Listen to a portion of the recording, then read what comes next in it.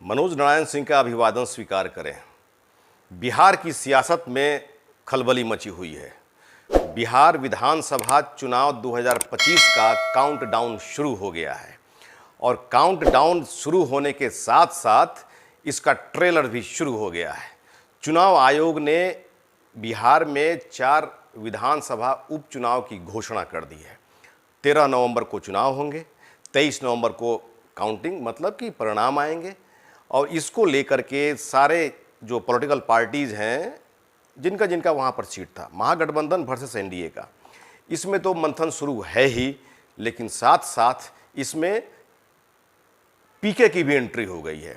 और ऐसा माना जा रहा था और ऐसा समझा जा रहा था कि पीके जो है 2025 में चुनावी मैदान में आएंगे और लोकतंत्र के मंदिर, बिहार के लोकतंत्र के मंदिर मतलब विधानसभा में 2025 में घुसेंगे। लेकिन उनकी बेचैनी इतनी बढ़ी हुई है कि वो 2024 में ही घुसना चाह रहे हैं बिहार विधानसभा में। ऐसा इसलिए कि जन अदालत लगाया। जन अदालत मैंने इसलिए कहा कि वो जनता के बीच में जनता की राय से अपना कोई भी प्रोग्राम या कोई भी प्लानिंग सेट कर रहे हैं पॉलिटिक्स के मामले में, सियासत के मामले में। इसलिए मैंने कहा जन अदालत लगाते हैं अपना। तो वो जनता के बीच में उन्होंने जनता से पूछा कि बाई इलेक्शन को, उपचुनाव को सेट कर दिया जाए, लड़ लिया जाए। जनता भी हुंकार भर दी, लड़ लिया जाए। उन्होंने अनाउंस कर दिया, घोषणा कर दिया कि 4 विधानसभा क्षेत्र में जो उपचुनाव होना है जनसुराज लड़ेगी। पहले थोड़ा सुन लीजिए कि उन्होंने क्या कहा। बिहार का चुनाव 25 में जीतना चाहते हैं आकि 24 में जीतना चाहते हैं। लोग हमको कहता है हम बहुत बड़ा रणनीतिकार हैं, तो हम आपको रणनीति बताते हैं।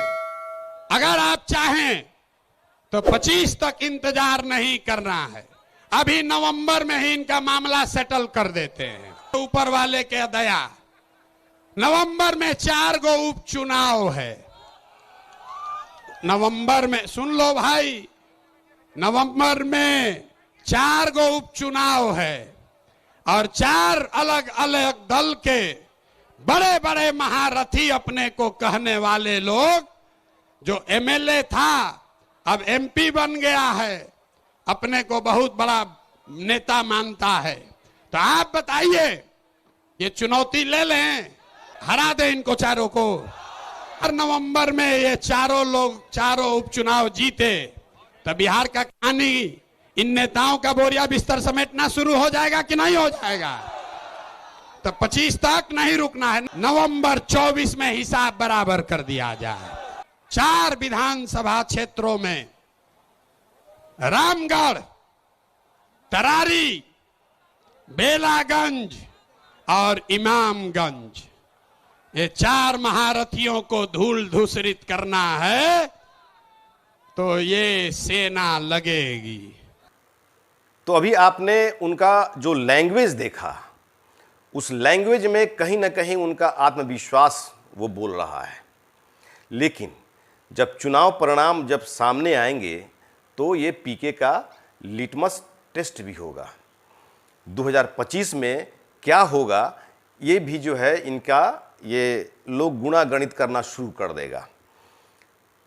अब यहाँ पर बात उठती है कि ये जो 4 विधानसभा उपचुनाव होना है और जहाँ के महारथी लोगों को ये पानी पिलाने की बात बोल रहे हैं, मतलब सेट करने की बात बोल रहे हैं कि ये लोगों को हरा देंगे, तो थोड़ा सा उनका देख लिया जाए। 4 विधानसभा कौन कौन सा है? शाहाबाद क्षेत्र का है रामगढ़ और तरारी। रामगढ़ जो जगतानंद सिंह का वो अपना कर्मस्थली रहा है, सुधाकर सिंह वहाँ से जो है विधायक में जीते थे आरजेडी के टिकट से, अब वो माननीय सांसद हो गए हैं। ऐसी स्थिति में रामगढ़ खाली हुआ है और वहाँ पर रामगढ़ में देखा जाए तो आरजेडी वर्सेस बीजेपी हुआ था। उसके बाद में तरारी कम्युनिस्ट का बेल्ट है। सुदामा प्रसाद यहाँ से चुनाव जीते थे और उन्होंने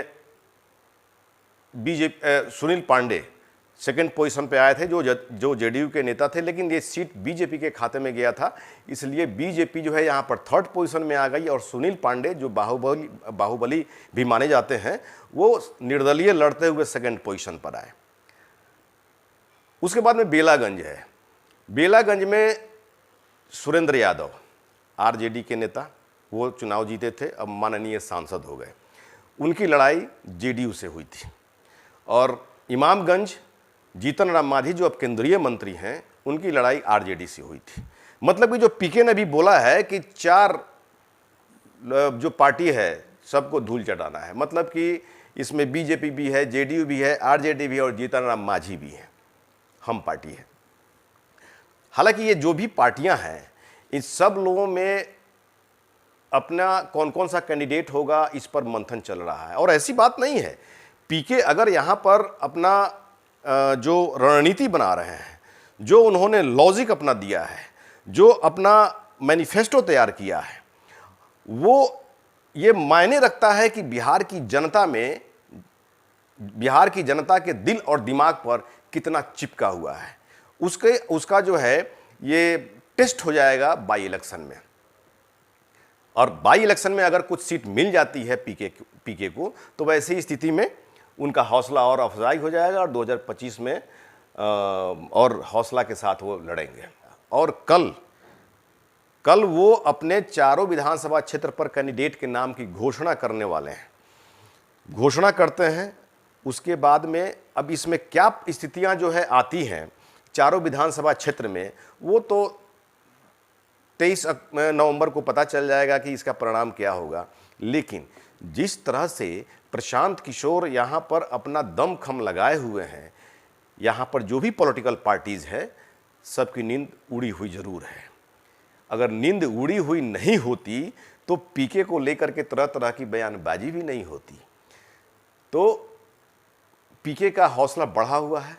मतलब कि पहले उनका टारगेट था 2025 में विधानसभा में घुसेंगे, जनसुराज को घुसाएंगे, लेकिन उनको भड़बड़ी हो गया है। मतलब कि वो कहावत नहीं खे देहात में, लोग कहेला कि जो काल करे के बाद से आज करो, जे आज करे के बाद से अब। लेकिन ये में इहो बात बा कि हड़बड़ी में कभी कभी गड़बड़ी हो जाला। लेकिन प्रशांत किशोर जिस तरह फूक फूक कर कदम रख रहे हैं, कहा जा सकता है कि उनकी जो एंट्री होगी दमदार तो जरूर होगी। अभी आने वाला समय बताएगा कि पीके का क्या हश्र होता है, या फिर जो घिसी पीटी राजनीति बिहार में जाति और धर्म की कीड़ा वाली जो राजनीति बिहार में चल रही है वो फलेगी फूलेगी, या फिर बिहार में प्रशांत किशोर को बिहार की जनता मौका देगी। बहरहाल 23 नवंबर तक हम लोगों को इंतजार करना होगा। आपकी क्या राय है कमेंट बॉक्स में कमेंट जरूर करें। धन्यवाद।